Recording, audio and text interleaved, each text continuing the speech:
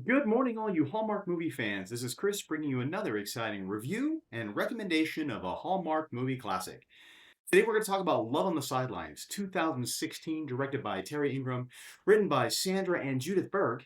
Excellent writing team, great director. Terry also brought us many other Hallmark movies, 20 plus movies, but fun fact, he also directed a remake of Angel and the Bad Man.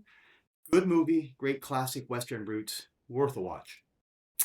This movie stars Emily Kinney as Laurel, the aspiring fashion designer who just can't quite get ahead and has her rent who's way too high because her roommate's getting married and she can't afford a rent.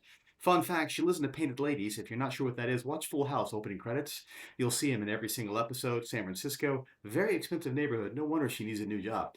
It also stars John Ridden, who plays Danny, a quarterback, star quarterback for the San Francisco team who's been injured and has to recover, which is why he needs a new assistant to help him with that process. Joe Theismann, probably one of the greatest top five quarterbacks in the history of football. So if you don't know who Joe Theismann is, YouTube him. Great quarterback, played for the Washington Commanders in the 80s. And he does a really good job acting as Danny's dad and really helping him stay focused. He's got a great speech about 3 minutes in. Really helps set up the character. Victor Zink plays Lucas, his best friend and backup quarterback, as well as Elsa Gayton, who plays Danny's sister. And spoilers, Zach and Elsa, Ava, have a plot twist that's really important for how this whole movie moves forward. So keep that in mind when you're watching those two character scenes. It's a classic Hallmark, follows the classic plot lines of all great Hallmark movies. Laurel needs to find a job. She works for uh, Danny.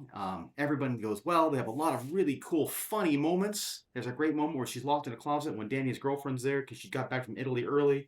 It's just a fun scene, really well acted, quite hilarious. I think you're going to enjoy it. He's got a great dog named Newt after the great Newt Rockney. Fun fact, great coach. And Danny really, going through the whole issue, doesn't want to have a relationship. But slowly but surely, like all great Hallmark movies, they start to have feelings for each other. They fall in love. Then there's some plot twist. Remember I told you about the Lucas plot twist earlier? That still comes in play towards the end, which throws us all off. But don't worry, they work it all out. The Hallmark movie.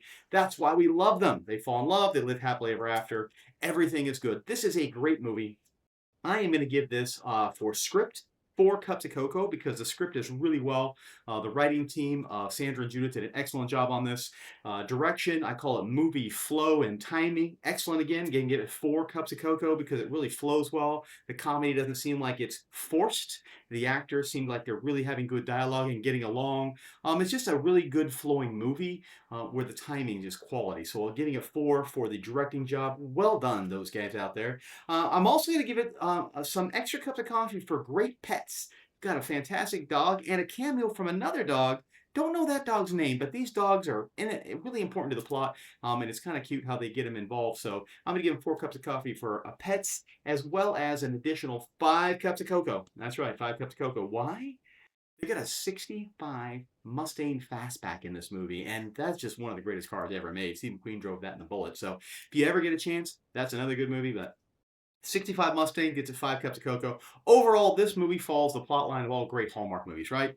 Love on the Sideline. It's about great characters, good acting, a lot of comedy and dialogue. It makes you feel really good, and then it wraps itself up nice and neat at the end without a lot of unnecessary drama, which can be exhausting when watching movies.